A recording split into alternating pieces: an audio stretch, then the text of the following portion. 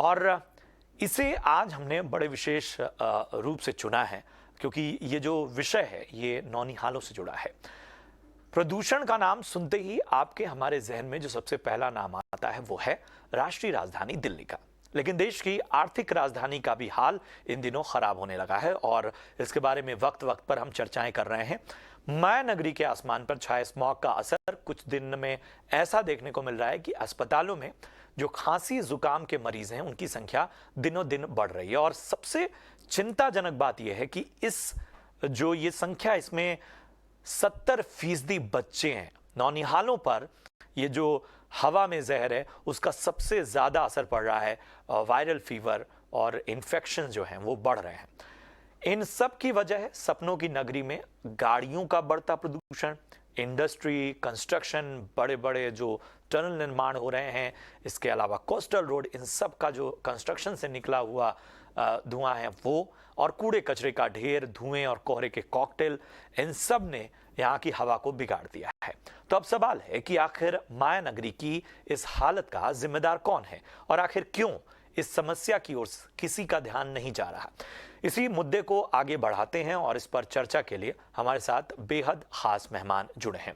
हमारे साथ हैं डॉक्टर बेहजाद भंडारी, आप हैं कंसल्टेंट NHRCC चिल्ड्रन हॉस्पिटल से, और इसके साथ ही स्टालिन दयानंद है, डायरेक्टर वन शक्ति से, पर्यावरणविद हैं जाने माने। सबसे पहले दयानंद जी, मैं आपके पास आना चाहूँगा।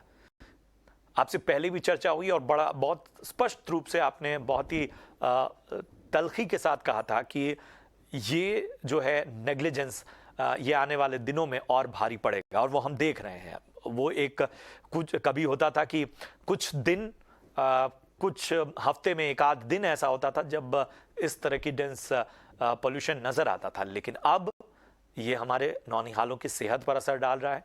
मुंबई की आबो हवा जो अपने लिए एक तरह की खास पहचान रखती थी, वहाँ भी परेशानियां पैदा हो रही हैं। रोशनी डालें कि वजहें आखिर क्या हैं और क्यों इंटेंसिटी ज्यादा बढ़ रही है।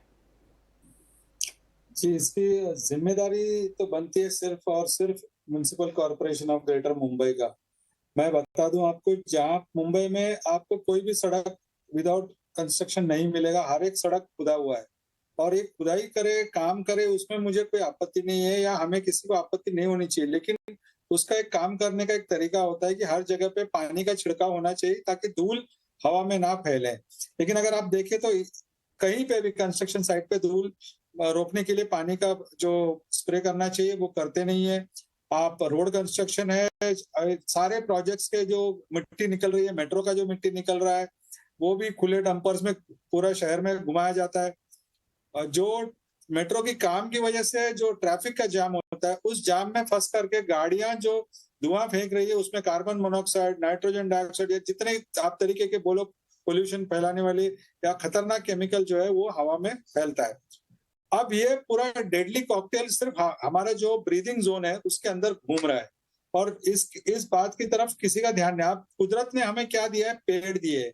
पेड़ के जो पत्ते होते हैं उसके ऊपर जाकर के धूल बैठ जाता है, और धूल थोड़ा बहुत हवा में जो है वो कम होता है। लेकिन अगर आप देखें तो मुंबई के सारे सड़कों पे जो निचली फांदी, जो डालियां टहनियां पूरे काट दी गई है और पत्ते बचे नहीं है नीचे। यानी जो पूरा एक 10 फीट का जो माहौल है जमीन को लेकर के, उसमें सिर्फ धुआं, पॉइजन और धूल, ये सब मिल करके घूम रहा है।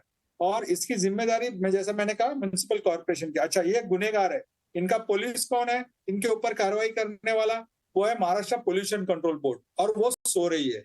ना वो किसी के नोटिस देती है, ना किसी के ऊपर कोई एक्शन लेती है। तो यानी ये खुला छोड़ा गया। अब सरकार का देखिए आप, उनका क्या प्लान है? एयर प्यूरिफायर बैठाएंगे। यानी आप एक बाल्टी में छेद करते रहो और बोलो कि नहीं, हम अब इसमें एक एक होल हम भरते रहेंगे, आप छेद करते रहिए। इस तरीके का एक नॉनसेंसिकल, यानी एक अनसाइंटिफिक अप्रोच है गवर्नमेंट का भी। यानी लोगों को समझना चाहिए, हमारे घर के बाहर अगर काम चल रहा है तो उनको कहिए कि बस आप पहले पानी मारिए उसके ऊपर, फिर काम कीजिए। और जब तक इस तरीके का हम उपाय नहीं करेंगे, हमें इसका हर्जाना भरना ही पड़ेगा। और ये हर्जाना कौन भर रहा है? आम आदमी भर रहा है, बच्चे भर रहे हैं। यानी मुंबई में हर आदमी, मैं तो कहता हूँ पिछले 1 महीने में ऐसा कोई भी व्यक्ति नहीं है जिसको सर्दी, जुकाम और खांसी हुआ नहीं है। और आज भी कितने लोग पीड़ित है इससे। लेकिन आज भी अगर देखें तो ना इनकी मंशा है, ना पॉलिटिकल विल है, ना उनकी कोई क्षमता है या समझ है इस बात को लेकर के। एक बहुत बहुत एक बोलते ना एक डिसअपॉइंटिंग स्टेट ऑफ अफेयर्स है सर। बिल्कुल, बहुत अहम बात की और मैं आपसे आपके पास आऊंगा। आपने कहा कि कोई नोटिस नहीं दिया जाता, और मेरे ख्याल से कि जब बहुत कंस्ट्रक्शन हो रहा है या जहां पर बड़े पैमाने पर प्रदूषण की गुंजाइश है, तो मेरे ख्याल से वहां के आम नागरिकों को इतनी तो उनका अधिकार बनता है कि उनको कुछ एडवाइजरी, उनको किसी तरह की एहतियात, और वो हम नहीं देख रहे हैं, वो मुंबई में नहीं देख रहे हैं। इस पे भी मैं बात करूंगा। डॉक्टर behzad भंडारी साहब हमारे साथ जुड़े हुए हैं और जाने माने बाल रोग विशेषज्ञ हैं। डॉक्टर behzad, क्या फ़र्क आया है? क्या वाकई जो आंकड़े बता रहे हैं कि 70% बच्चे इस वक्त सांस की तकलीफ और वायरल इन्फेक्शन और चेस्ट इन्फेक्शन इन सब से जूझ रहे हैं? हम देख रहे हैं कि आँखों में भी जो है वो लोगों को समस्याएं बढ़ रही हैं मुंबई में, उनमें भी इन्फेक्शन बढ़ रहा है। ज़रा रोशनी डालें इस पे। जी बिल्कुल। हम लोग ओपीडी प्रैक्टिस में भी देख रहे हैं कि दिन में 20-25 पेशेंट में से एटलीस्ट 10 से 12 पेशेंट ऐसे आते हैं जो रेस्पिरेटरी इलनेस के साथ आते हैं, जैसे कि सर्दी, खांसी, जुकाम। और ये हम देख रहे हैं कि ये ऐसा साधारण सर्दी खांसी नहीं है। ये ऐसी एक सर्दी खांसी है जो काफी दिनों तक चलती आ रही है डिस्पाइट बीइंग ऑन ट्रीटमेंट। जो हम लोग की नॉर्मल ट्रीटमेंट मेजर्स है वो इतनी इफेक्टिवली काम नहीं कर रही इन बच्चों के अगेंस्ट। स्टार्टिंग फीवर से होता है, फिर सर्दी खांसी आती है। कुछ दिनों में फीवर सेटल हो रहा है, लेकिन ये जो सर्दी खांसी है ये काफी दिनों तक चलती है। यूजुअल सर्दी खांसी 5 से 7 दिन तक खत्म हो जाती है, लेकिन अभी प्रदूषण के कारण, डस्ट के कारण और बेसिकली एयर क्वालिटी इतनी खराब हो चुकी है, उसके कारण जो प्रोलॉन्ग्ड इलनेसेस हो रही है, जैसे कि खांसी 1-1 महीनों तक चल रही है, 40 दिनों तक चलती है, और ऐसे इसमें हम लोग ट्रीटमेंट नॉर्मल तरीकों से कर नहीं पा रहे हैं। बहुत बार हमें अस्थमा की दवाएं यूज करनी पड़ रही, इनहेलर्स की दवाएं करनी पड़ रही है, और अलग अलग टाइप्स ऑफ मेथड्स यूज करने पड़ रहे इन कफ को कंट्रोल में लाने के लिए। बहुत पेरेंट्स को ऐसी टेंशन आ रही है कि इतना ट्रीटमेंट लेकर भी बच्चों की खांसी कम क्यों नहीं हो रही है। इसका मेन कारण ये है कि हमारी जो बिगड़ती एयर क्वालिटी का ये जो है पॉल्यूशन जो है, उसके अगेंस्ट हमारा कोई कंट्रोल नहीं है।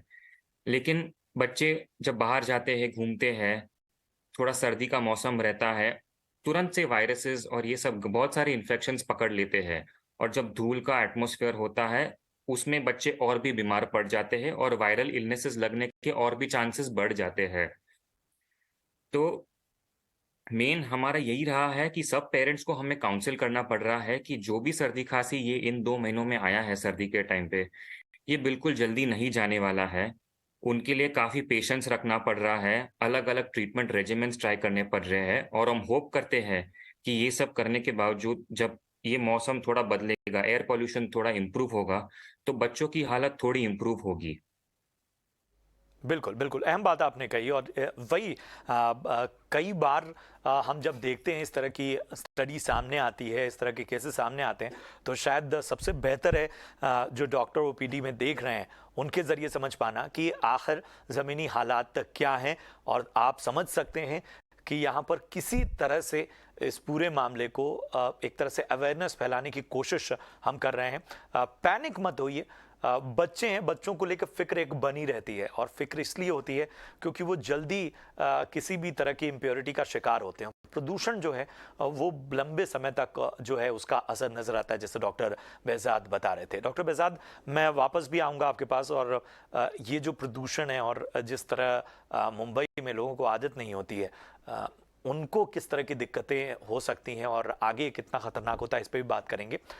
लेकिन स्टालिन साहब, मैं आपके पास आना चाहूँगा। आप कह रहे थे कि कोई नोटिस नहीं, जो प्रदूषण नियंत्रण विभाग है या जो भी जिम्मेदार लोग हैं, किस तरह की व्यवस्था होनी चाहिए? जिस तरह का कंस्ट्रक्शन हमारे आसपास हो रहा है मुंबई में, एक जो सबसे चिंताजनक बात लगती है, एक ऑब्जर्वेशन मेरा कहता है कि हमने कोस्टल रोड भी देखा है जो बन रहा है। हमेशा समंदर को एक तरह से एडवांटेज माना जाता रहा है मुंबई के लिए कि साहब सुबह अगर हवा प्रदूषित है तो शाम तक बदल ही जाएगी, और कोस्टल रोड जिस तरह से कवर है, ये चिंता क्या है? मतलब ये प्रैक्टिकल रीजन है क्या कि उसके कवर होने की वजह से भी ये जो एयर प्यूरिफिकेशन है उसमें अब दिक्कतें आ रही हैं, एक तब्दीली नजर आ रही है? और जिन नोटिस की आप बात कर रहे हैं किस तरह से होनी चाहिए, क्या लोगों में इन इन संस्थाओं की जिम्मेदारी होनी चाहिए? अब देखिए, आपने कोस्टल रोड की बात की। देखो, लोग समंदर किनारे जाते हैं कि ताजा हवा मिले, शुद्ध हवा मिले। अब मुंबई की हालत और दुर्दशा ये है कि कोस्टल रोड का काम का मिट्टी जो है, जो धूल है, वो लेकर के समंदर का हवा ला करके शहर में छोड़ रहा है। और शहर के अंदर क्या हाल है, हर रास्ता खुदा हुआ है, वहां अपना धूल फैक्ट्री, डस्ट फैक्ट्री चालू है, पूरा पूरा का पूरा शहर में। कौन सा शहर एक साथ सारे रास्तों पे काम करता है, मुझे बताइए, दुनिया में कौन सा शहर ऐसा है? लेकिन आप मुंबई में आइए, सारे वार्ड्स में, यहाँ तक कि हाईवेज पे जहाँ पे लोग चलते ही नहीं है, यानी आपको एक आदमी नहीं मिलेगा जो महीनों तक उस रास्ते पे चलता नहीं है, डिवाइडर के बीच में, उसको भी खोद करके, उसकी भी खुदाई करके उसके ऊपर सीमेंट का काम चल रहा है। अब आप सीमेंट का और जो बात कर रहे हैं, ये जब इसके छोटे छोटे कण हमारे गले में, हमारे फेफड़ों में जाता है, और जब तक हर एक कण बाहर नहीं निकलता, वो आदमी खांसता रहेगा, वो बीमार रहेगा। और ये क्या कैसे करेंगे? डॉक्टर लोग भी परेशान है इस वजह से। आपने दूसरी बात जो कही कि नोटिस किसको करना है, नोटिस करना है, देना है महाराष्ट्र पोल्यूशन कंट्रोल बोर्ड को। उनको करना क्या है, जा करके सड़क पे जहाँ काम चल रहा है उस कॉन्ट्रैक्टर को बुलाइए, उसको नोटिस दीजिए, पुलिस को बोले इसके ऊपर केस करो, ये विदाउट रूल फॉलो किए हुए काम कर रहा है। पोल्यूशन कंट्रोल रूल्स में स्ट्रिक्टली बोलते हैं कि जहां पे भी धूल उड़ने का चांस है कंस्ट्रक्शन में, वहां पे पानी का छिड़काव होना अनिवार्य है, वो करना ही है। और ये कहीं भी नहीं कर रहे हैं। आपको हिम्मत नहीं है म्युनिसिपल अधिकारी के ऊपर कार्रवाई करने की, तो कोई बात नहीं, आप कम से कम कॉन्ट्रैक्टर पे तो करिए। वो कॉन्ट्रैक्टर बेचारा वो डर के मारे पानी ये छिड़कना शुरू करेगा। मैं वो आपको यकीन दिलाता हूँ, ये सिंपल चीजों से मुंबई का हवा क्लियर हो सकता है। ये मुंबई शहर जो है, ये समंदर किनारे बसा हुआ है, दिल्ली जैसा लैंडलॉक नहीं है सब साइड से।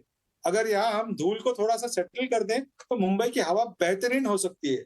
लेकिन वो कॉमन सेंस और वो साइंस का जो एक एक वो एक जो कमी आपने है। कहा कि साहब ये जो तुरंत वाला इलाज खोजने की एक एक प्रवृत्ति बन गई है कि साहब हवा में थोड़ी दिक्कत हुई नहीं तो एयर प्योरीफायर लगा लो या कुछ और कर लो, लेकिन एक स्टैंडर्ड होना चाहिए कंस्ट्रक्शन का भी। हम देखते हैं दुनिया के बाकी मुल्कों में कि किस तरह से कंस्ट्रक्शन होता है, तो एक कवर अप होता है, लोगों को भी अवेयर किया जाता है और लोगों को जानकारी दी जाती है। यहाँ तक कि कंस्ट्रक्शंस को लेकर भी कुछ नियम कायदे हैं, रात और दिन के कंस्ट्रक्शन में एक तरह की नियमावली है, लेकिन शायद यहाँ सिर्फ कागजों में है, प्रैक्टिकल नजर नहीं आ रही है। और यही वजह है कि शायद मुंबई के किसी भी इलाके में चले जाइए, आपको कुछ ना कुछ खुदा हुआ जरूर मिल जाएगा।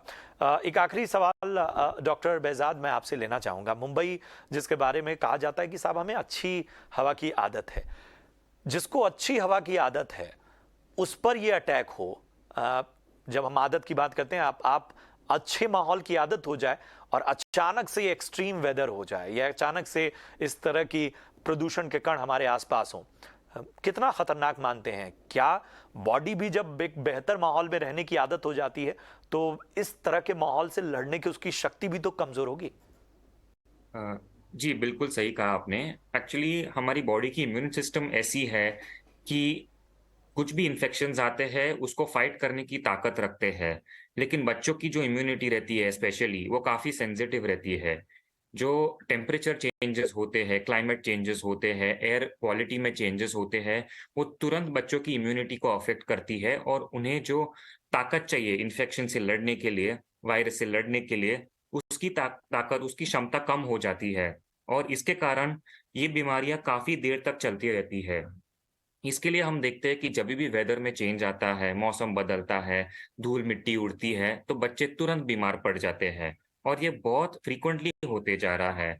हमने ये भी देखा है जो बच्चे मेजॉरिटी इंडोर्स टाइम स्पेंड करते हैं, जिनको बाहर घूमने की आदत है, अचानक से ऐसे धूल मिट्टी में, ऐसे वेदर में जाने से तुरंत वायरसेस पकड़ते, बीमारियां पकड़ते हैं और इसका ट्रीटमेंट काफी लंबा चलता है और काफी रेजिस्टेंट रहता है।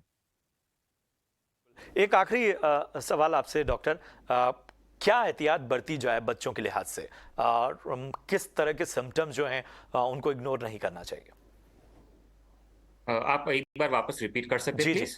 मैं जानना चाहता हूं क्या एहतियात बच्चों के लिहाज से बरती जाए, और हम देख रहे हैं कि कई बार सिम्टम्स होते हैं, तकलीफ होती है, लेकिन लोग घर में ही इलाज करना शुरू कर देते हैं बच्चों का, जो उनकी जानकारी में दवाएं होती हैं। ये कितना खतरनाक है? ओके, तो पेरेंट्स को इन छोटी चीजों का ध्यान रखना है घर पे। देखो, सर्दी खांसी मामूली बहुत बच्चों को होता है, लेकिन हर बार सीरियस नहीं होता है या ऐसे लाइफ थ्रेटनिंग जैसे बोलते हैं वैसे नहीं रहता है।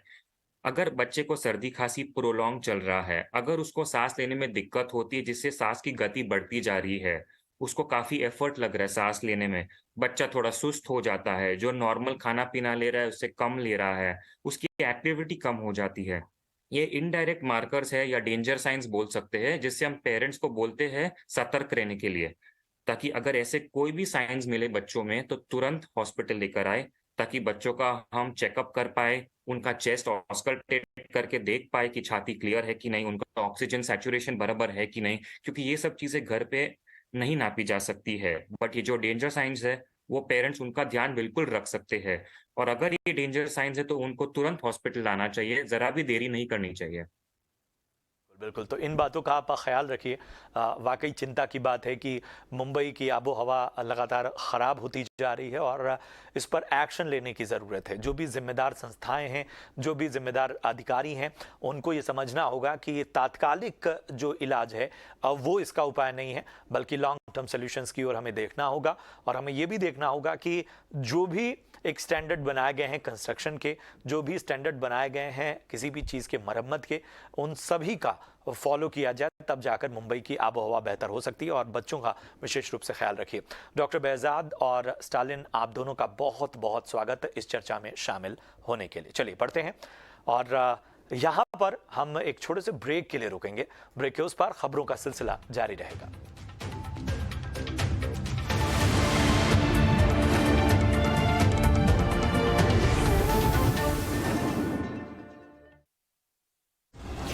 In association with BSC, experience the new. मैं हूं खुश, बताऊंगा शेयर्स ऐसे जो करेंगे आपको खुश। जानिए मेरे साथ कड़क शेयर्स रोज ईटी नाउ स्वदेश पर। स्टॉक मार्केट में पोर्टफोलियो बनाना हो सकता है मुश्किलों से भरा। मार्केट का उतार चढ़ाव आपको कर सकता है कंफ्यूज। मार्केट में आज नीचे के लेवल से करीब 200 पॉइंट की रिकवरी आई।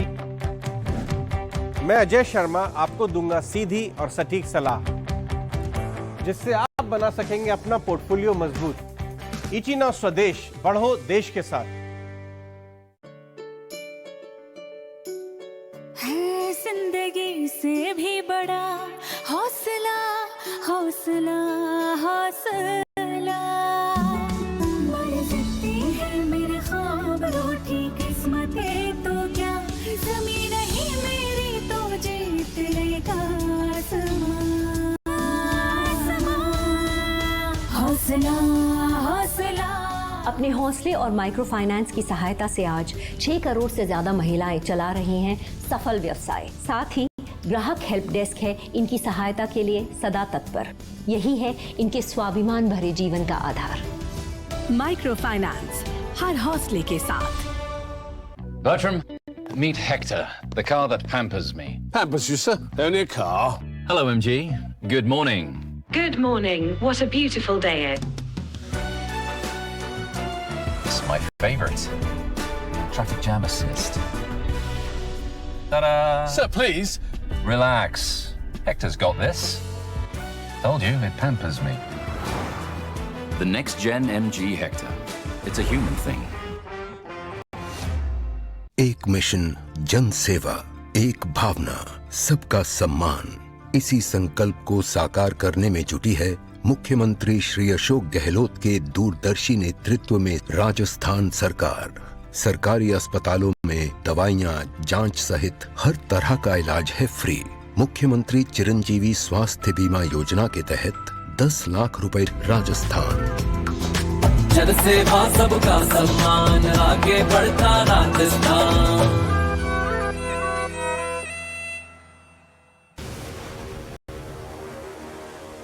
हिंदी चैनल्स के प्राइम टाइम में मैं एक ऐसा शो लेकर आई हूं जिसमें पब्लिक का सीधा सवाल पूछने का हक होगा। जो तिरंगे का अपमान कर सकते हैं वो किसी औरत, किसी रूपाली का दर्द क्या समझेंगे? क्या 80 साल के खड़गे जी नई ऊर्जा भर सकेंगे? दिल में तो कोई किसी के झांक के नहीं दे सकता, तो आइडेंटिटी कार्ड ही देख सकता है ना। वाह, अब आ रहे हो इंस्पेक्शन के लिए? 3 घंटे पहले बोला था कि मैम बस 2 मिनट में पहुंच रहा हूँ। इस कार इंश्योरेंस के चक्कर में पूरा दिन वेस्ट। चलो अभी प्लीज चेक करो। मैडम मैं प्लम्बर हूँ। प्लम्बर आया क्या? आने दे। सर कहाँ हो? कार इंश्योरेंस चाहिए without waiting for inspection? Upload photo, renew instantly on phone पे। Tension free insurance.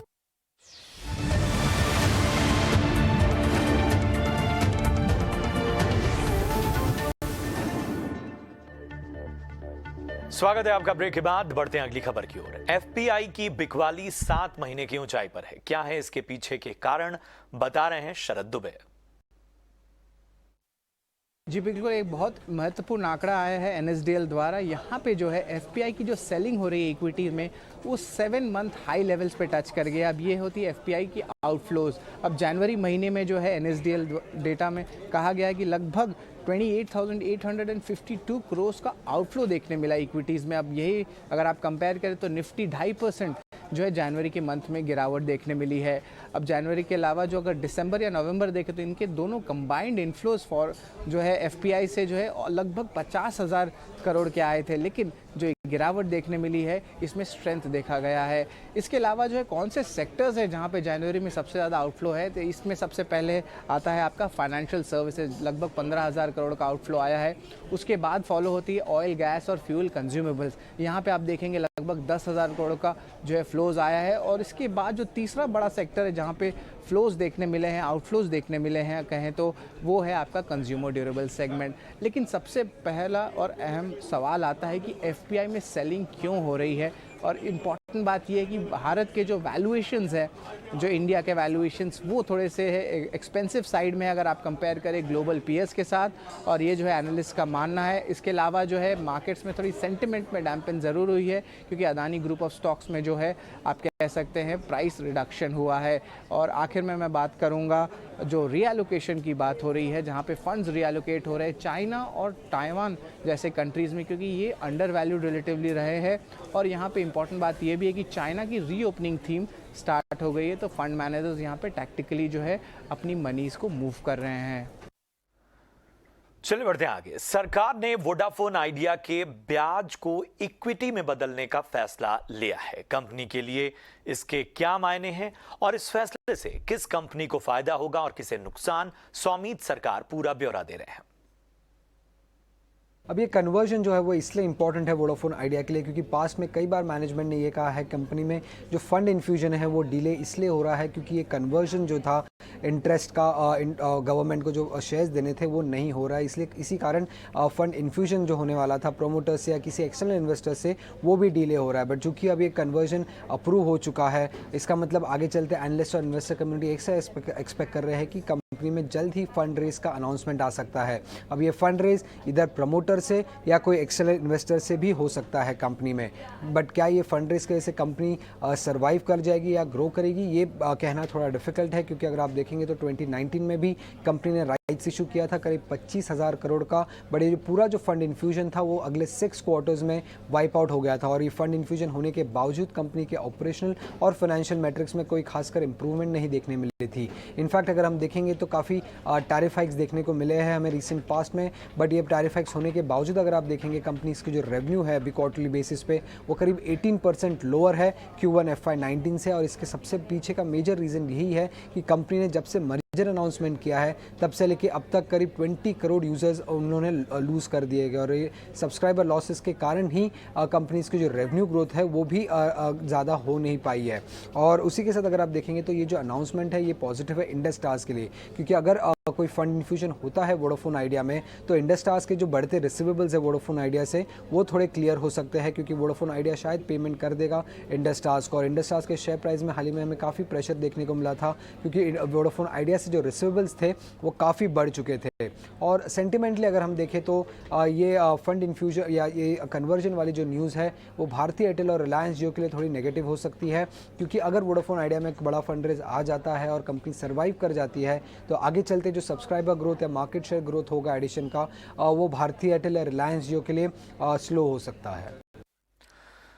और चलिए बात नतीजों की। आज अडानी ट्रांसमिशन ने अपने तिमाही नतीजे जारी कर दिए। कंपनी की आय और मुनाफे में बढ़त देखी गई है।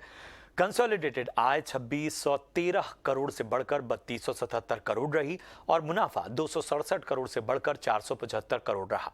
साथ ही एबिटा और मार्जिन भी उम्मीद से बेहतर रहे। और इसके साथ ही टाटा स्टील ने भी अपने तीसरी तिमाही के नतीजे जारी किए। कंपनी मुनाफे से घाटे में आ गई है। कंपनी की आय 59,877 करोड़ से ज्यादा रही है और ये घट चुकी है, अब 57,083 करोड़ पर पहुंच गई है। साथ ही कंपनी का मुनाफा भी घटा है। अगर एबिटा की बात करें तो एबिटा 6,061 करोड़ से घटकर 4,047 करोड़ हो गया और मार्जिन 10.1% से घटकर 7.1% हो गई है। और चलिए अब बात कर लेते हैं बदलते और आगे बढ़ते भारत के ड्रीम प्रोजेक्ट यानी ग्रीन हाइड्रोजन की। नेशनल ग्रीन हाइड्रोजन मिशन से देश को नई दिशा मिलेगी। बेंगलुरु में इंडिया एनर्जी वीक 2023 का उद्घाटन करते हुए पीएम ने यह बात कही। उन्होंने कहा कि अगले 5 सालों में ग्रे हाइड्रोजन रिप्लेस हो जाएगी ग्रीन हाइड्रोजन से। ग्रीन हाइड्रोजन का हिस्सा 25% तक बढ़ाया जाएगा। पीएम मोदी ने सोलर एनर्जी से चलने वाले कुकिंग सिस्टम, बायोफ्यूल और अनबॉटल्ड ड्रेस को भी लॉन्च किया। साथ ही पीएम मोदी ने हाल ही में पेश हुए बजट में एनर्जी सेक्टर को लेकर उठाए गए कदमों की चर्चा की और 2014 से अब तक 9 सालों की उपलब्धियां गिनाई। इस दौरान पीएम मोदी ने एनर्जी सेक्टर में निवेश के लिए भारत को दुनिया का सबसे सुरक्षित देश बताया और कहा कि महामारी और युद्ध के प्रभाव के बावजूद 2022 में भारत एक ग्लोबल ब्राइट स्पॉट रहा है। बेंगलुरु टेक्नोलॉजी, टैलेंट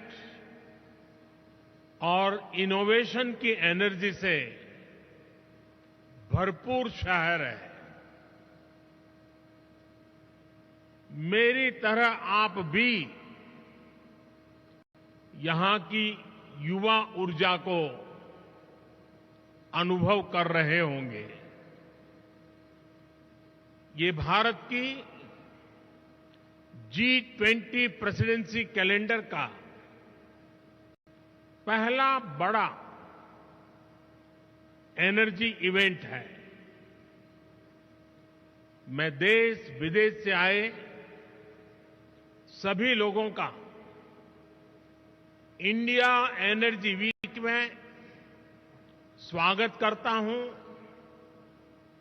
अभिनंदन करता हूं।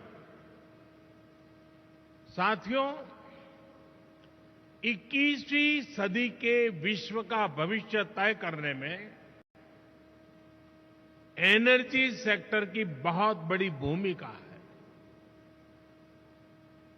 एनर्जी के नए रिसोर्सेज को डेवलप करने में, एनर्जी ट्रांजिशन में आज भारत विश्व के सबसे मजबूत आवाजों में से एक है। और इधर संगीत की दुनिया के सबसे प्रतिष्ठित अवार्ड ग्रैमी अवार्ड्स में भी भारत ने अपना डंका बजाया। भारत के रिकी केज ने देश का नाम रोशन करते हुए अपना तीसरा ग्रैमी अवार्ड जीता। उन्हें उनके एल्बम डिवाइन टाइड्स के लिए यह अवार्ड दिया गया। इस पर ज्यादा जानकारी दे रही हैं हमारी संवाददाता शिवानी। भारत के लिए फिलहाल ये कहना गलत नहीं होगा कि साल 2023 एंटरटेनमेंट इंडस्ट्री के तौर पर काफी ज्यादा लकी चल रहा है, क्योंकि अभी हमने देखा है कि ये पहले ऐसे इंडियन म्यूजिक कंपोजर हैं रिकी केज जिनको पहली बार 3 ग्रैमी अवार्ड्स मिले हैं। आपको बता दें कि इसके पहले साल 2015, साल 2022 में भी इन्हें ऑलरेडी ग्रैमी पुरस्कार से नवाजा जा चुका है और अब इस बार साल 2023 में इनकी जो म्यूजिक एल्बम है डिवाइन टाइड्स, उसके लिए इन्हें इस खिताब से नवाजा गया। बता दें कि इसके पहले भी कई भारतीयों ने अलग अलग पुरस्कार हासिल किए हैं, लेकिन ये पहले ऐसे भारतीय बन जाते हैं, भारतीय म्यूजिक कंपोजर बनते हैं जिन्हें कि 3 ग्रैमी अवार्ड से इंटरनेशनल प्लेटफॉर्म पर नवाजा गया है। आपको बता दें कि जो इनकी ये पूरी डिवाइन टाइड्स की म्यूजिक एल्बम है, ये best immersive audio album category में इसे सम्मिलित किया गया था, जिसमें इन्हें ये अवार्ड दिया गया है। साथ ही साथ फिलहाल इसे इस दृष्टि से भी देखा जा रहा है कि भारतीय संगीत को बहुत ज्यादा महत्वपूर्ण तरीके से इंटरनेशनल प्लेटफॉर्म पर इंटरनेशनल अवार्ड्स कैटेगरी में रख के सम्मानित किया जा रहा है। इसके पहले भी हमने देखा था कि किस तरह से नाटू नाटू सॉन्ग को भी इंटरनेशनल प्लेटफॉर्म पर बड़े पुरस्कार मिले हैं, और अब इसके बाद जब डिवाइन टाइड्स को एक भारतीय कंपोजर को तीसरी बार ग्रामी से नवाजा गया है, तो कहीं ना कहीं ये भारत के म्यूजिक, उसके संगीत के डंके को दुनिया भर में और भी ज्यादा तेजी से बढ़ाएगा। और चलिए बढ़ते हैं आगे। अब बात तुर्की में फिर आए भीषण भूकंप की। भूकंप में मरने वालों की तादाद बढ़ती जा रही है। अब तक तुर्की और सीरिया में 1900 से, जी हां, 1900 से ज्यादा लोगों की मौत की खबर है। रिक्टर पैमाने पर भूकंप की तीव्रता 7.8 मापी गई। आज तुर्की में 3 झटके महसूस किए गए। आखिरी भूकंप की तीव्रता 7.5 रही। सबसे ज्यादा तबाही सुबह आए 7.8 तीव्रता वाले भूकंप ने मचाई। इस भूकंप से 3 और देश भी हिल गए। 7.8 तीव्रता के भूकंप से काफी तबाही और बर्बादी हुई है। भूकंप का असर सीरिया, लेबनान और इजराइल में देखा गया। सबसे ज्यादा तबाही भूकंप के एपिक सेंटर तुर्की और उससे सटे सीरिया के इलाकों में देखी जा रही है। भूकंप का एपिसेंटर तुर्की का गाजियाटेप शहर था। भूकंप से दमिश्क, एलेपो, हमा, लताकिया समेत कई शहरों में इमारतें गिरने की खबरें हैं। चारों तरफ तबाही का मंजर नजर आ रहा है। और चलिए इसी खबर के साथ दीजिए इजाजत। आप देखते रहिए ET नाउ स्वदेश। नमस्कार।